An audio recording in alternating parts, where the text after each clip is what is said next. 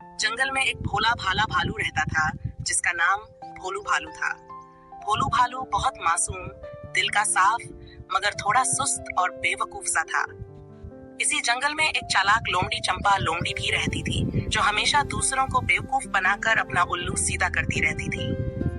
एक दिन भोलू भालू ने मीठे रस वाले शहद के छत्ते की खुशबू सूंघी।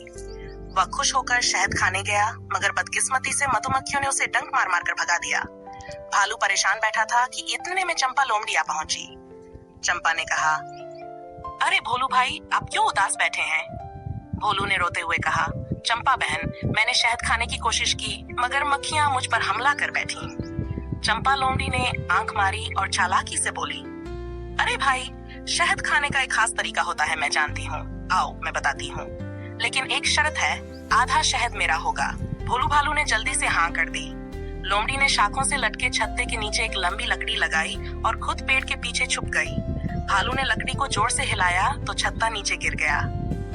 लोमड़ी ने छत से शहद का आधा हिस्सा उठाया और बोली, ये मेरा हिस्सा और बाकी तुम्हारा। मगर अभी भोलू शहद खाने ही लगा था कि मक्खियां वापस आ गईं और भोलू पर हमला कर दिया। भोलू फिर भागने लगा। इधर लोमड़ी मजे से अपना हिस्सा लेकर चलती बनी। कुछ देर बाद जंगल के बुजुर्ग उल्लू ने सब देखा और भोलू को समझाया, भोलू, हर वक्त दूसरों पर भरोसा मत किया करो। चालाक लोग फायदा उठा लेते हैं, अकल इस्तेमाल करो। भोलू ने सबक सीख लिया और आगे से चालाक लोमड़ी के जाल में नहीं फंसा। अपनी अकल से काम लो, दूसरों की चालाकी से बचो और हर बात पर तुरंत यकीन मत करो।